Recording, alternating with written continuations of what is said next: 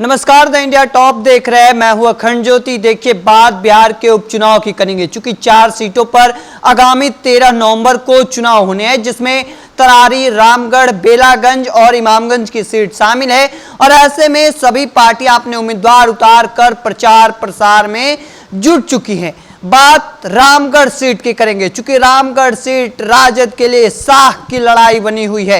एक तरीके से यह सीट जो है वह सुधाकर सिंह के सांसद बनने के बाद यह सीट खाली हुई है। और ऐसे में चर्चा या बड़ा सवाल यह है कि क्या सुधाकर सिंह के भाई अजीत सिंह यह सीट को बचाने में सफल होंगे या नहीं, चूंकि एक और उनके स्वजातीय ही अशोक सिंह जो पूर्व विधायक हैं, उन्हें भारतीय जनता पार्टी ने उम्मीदवार बना दिया है। और ऐसे में एक और बीएसपी ने भी यादव उम्मीदवार उतारा, दूसरी ओर जनसुराज ने कुशवाहा उम्मीदवार उतार दिया है सुशील सिंह कुशवाहा के रूप में।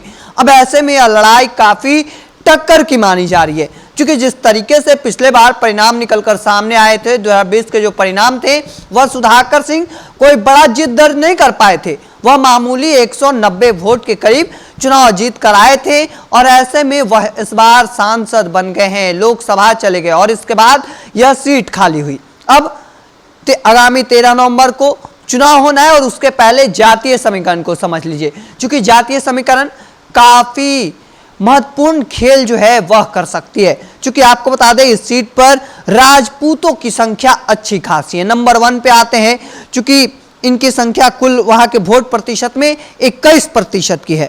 दूसरे नंबर पर मुस्लिम मतदाता हैं, ये कुल मतों में 8.5% हिस्सेदारी रखते हैं। वहीं 6.8% के साथ तीसरे नंबर पर यादव वोटर हैं। राजद उम्मीदवार अजीत सिंह और भाजपा के उम्मीदवार अशोक सिंह की दावेदारी राजपूत वोटों पर है, चूंकि दोनों ही, चाहे वो महागठबंधन से हो चाहे वो एनडीए के, दोनों ही राजपूत जाति से आते हैं और दोनों गठबंधन ने राजपूत उम्मीदवार उतारे हैं। हालांकि दूसरी ओर बीएसपी जो है वह बड़ा खेल कर सकती है, क्योंकि जिस तरीके से उम्मीदवार यादव उम्मीदवार उतारे हैं और वहां पर यादव की संख्या तीसरी नंबर पर है। हालांकि तीसरे नंबर पर है, लेकिन वो बड़ा खेल कर सकते हैं, क्योंकि जिस तरीके से परिणाम पिछले बार निकलकर सामने आए थे, इस बार अगर चुप रहकर मतदाता वोट करते हैं तो परिणाम में कुछ बदलाव नजर आ सकते हैं। हालांकि एक और जहां यादव उम्मीदवार के अलावा जो 2 उम्मीदवार उतारे गए हैं जो राजपूत जाति से आते हैं, एक और राष्ट्रीय जनता दल भी लगातार कुशवाहा समाज को साधती रही है, दूसरी ओर एनडीए भी अपने कुशवाहा समाज के नेताओं को लगातार साधने की कोशिश करती रही है। और ऐसे में जो बड़ा चुनौती है वह कुशवाहा के साथ है, चूंकि एक और जनसुराज ने भी सुशील सिंह कुशवाहा के रूप में अपने उम्मीदवार को उतारे हैं।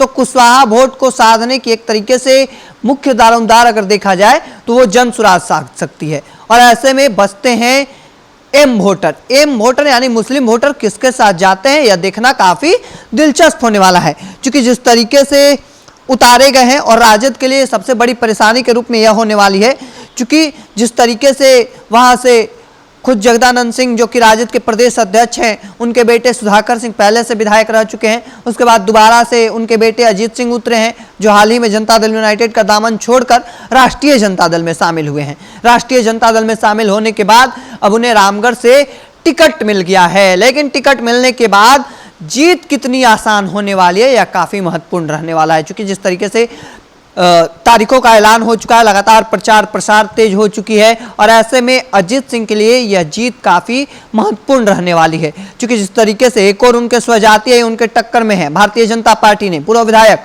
अशोक सिंह को मैदान में उतार भेजा है, तो दूसरी ओर जनसुराज जो त्रिकोणीय टक्कर दे रही थी अब तक सुशील सिंह कुशवाहा के रूप में, और इसी बीच अब चौथे टक्कर देने वाले के रूप में बीएसपी से यादव उम्मीदवार जो हैं वह उतर चुके हैं टक्कर देने के लिए। अब ऐसे में वोट टूटना काफी तय माना जा रहा है और एक बार फिर से यह देखना काफी दिलचस्प होने वाला है, क्योंकि जिस तरीके से यादव जो उम्मीदवार हैं वह वोट काटेंगे, कुशवाहा उम्मीदवार वोट काटेंगे, और उसके बाद एक और जहां जो सबसे बड़ी जाति है रामगढ़ में, जो सबसे ज्यादा आबादी है जिनकी राजपूतों की, वह किन के साथ जाएंगे यह देखना काफी दिलचस्प होने वाला है, क्योंकि जिस तरीके से पिछले बार भी परिणाम निकलकर सामने आए थे, ज्यादा बड़ी जीत नहीं मिली थी सुधाकर सिंह को, लेकिन इस बार अब यह क्या कुछ निकलकर सामने आता है वह देखना काफी दिलचस्प होने वाला है। हालांकि बड़ा सवाल यह रहेगा कि जो भाई की सीट खाली हुई है सुधाकर सिंह के रूप में, क्या उनके भाई अजित सिंह इस सीट को बचा पाने में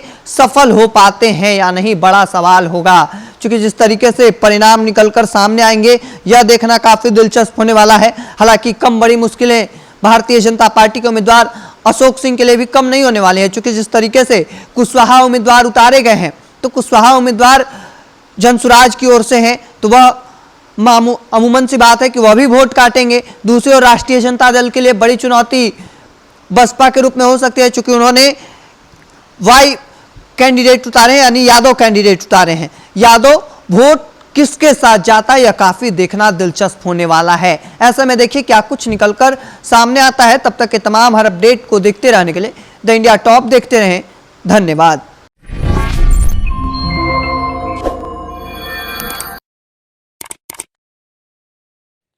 नमस्कार, मैं रवि नारायण सिंह, आरपीआई प्रदेश अध्यक्ष, आप सभी को धनतेरस, दीपावली, छठ महापर्व, भाई दूज एवं चित्रगुप्त पूजा की ढेर सारी शुभकामनाएं देता हूं।